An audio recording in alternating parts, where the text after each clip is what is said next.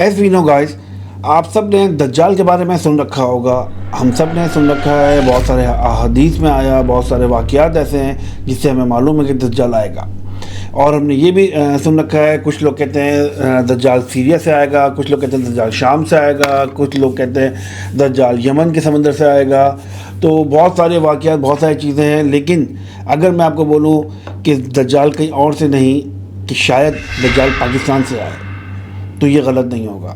وہ ایسے ہے کہ بہت سارے احادیث اور بہت ساری کتابوں میں یہ بات موجود ہے کہ کچھ لوگ جو ہے وہ سمندر میں سفر کر رہے تھے اور وہ طوفان کی وجہ سے ایک جزیرے پہ ان کو رکنا پڑا.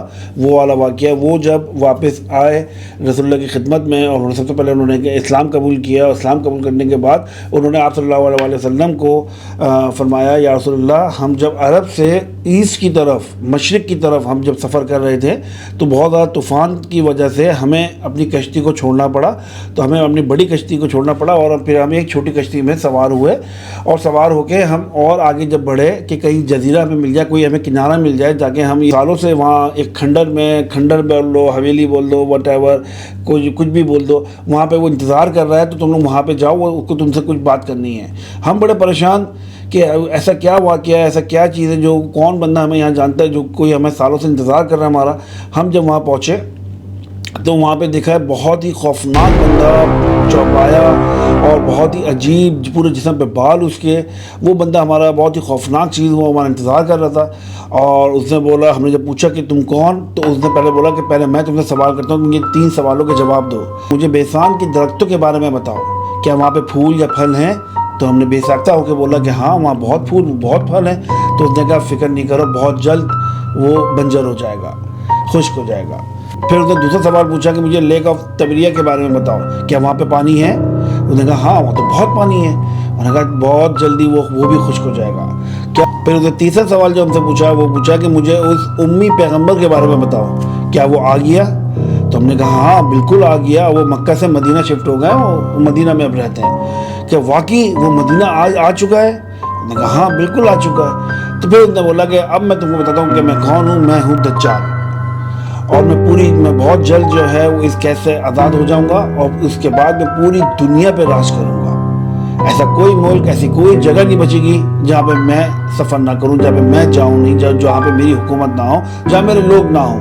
میں پوری دنیا پہ راج کروں گا، سوائے مکہ اور مدینہ کو چھوڑ کے، کیونکہ اللہ کے حکم سے مکہ اور مدینہ پہ ایک فرشتے تعینات کیے جائیں گے جو مجھے وہاں اندر آنے سے روکیں گے. باقی پوری دنیا پہ میں راج کروں گا. اب اگر ہم اس کی چیز کو دیکھتے ہیں، اس کے بعد رسول اللہ نے فرمایا کہ اے لوگوں، یہ حدیث میں موجود ہے کہ اے لوگوں، دجال جو آئے گا وہ مشرق سے آئے گا، یعنی ایسٹ سے آئے گا. اگر ہم اب دیکھیں کہ ایسٹ میں کوئی نہ کوئی آئلینڈ تو ہونی چاہیے، کیونکہ ایز پر اس کتاب، ایز پر حدیث، جو وہ لوگ بھٹک گئے تھے، جو وہ جزیرے پہ پہنچے تھے، تو کچھ جزیرہ ہونا چاہیے. تو ایز پر ہم جب دیکھتے ہیں تو ہمیں صرف اور صرف 4 جزیرے ملتے ہیں. مدینہ کے ایسٹ میں there's the famous Arabian Sea، اور اس میں مینلی 4 جزیرے پائے جاتے ہیں: Lakshadweep island in India, Socotra island in Yemen, Masirah island in Oman, and Astola in Pakistan. لیکن ایک حدیث میں آتا ہے کہ رسول اللہ فرماتے ہیں کہ دجال یمن کے سمندر میں نہیں ہے. تو ایز پر یہ حدیث، یہ 2 آئلینڈ تو ہم نے کاٹ دیے، بچے ہمارے 2 آئلینڈ. اب ہم انڈیا کے جو آئلینڈ ہے، ہم جب اس کو دیکھتے ہیں تو وہاں کچھ نہ کوئی ٹیمپل یا کوئی کھنڈرات یا کوئی بھی ایک چیز وہاں ہونی چاہیے، لیکن وہاں پہ کچھ بھی نہیں ہے.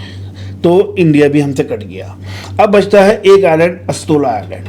اب ہم مدینہ سے، عرب سے جو سیدھی ایک لائن ڈرا کرتے ہیں اگر، تو وہ لائن سیدھی استولا آئلینڈ پہ جاتی ہے، ٹھیک ہے. اور یہاں پہ جب ہم نے جا کے دیکھا، یہاں پہ آپ گوگل کیجئے، آپ کو معلوم ہو جائے گا وہاں پہ کیا ہے. وہاں ایک کھنڈر موجود ہے، اور کہیں جگہ لکھا ہے کہ مندر بھی موجود ہے، اور وہ آج کا نہیں 2000 سال پرانا ہے ایز پر گوگل. تو بات یہاں یہ ثابت ہوتی ہے کہ شاید اگر یہ بات صحیح ہے تو دجال اور کہیں نہیں، دجال پاکستان سے ہی آئے گا. اب جہاں تک میری نالج ہے, جہاں تک میں نے اسٹڈی کیا, وہاں تک کی نالج میری یہ ہے.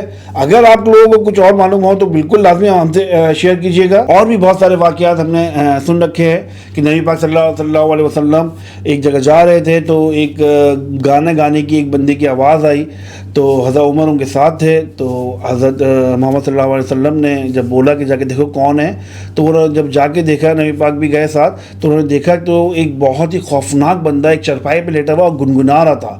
اس کی آنکھ بالکل باہر آئی ہوئی تھی اور بہت ہی بدصورت آدمی تھا. تو نبی پاک نے بولا اس کی شبیہ جو ہے وہ دجال سے ملتی ہے.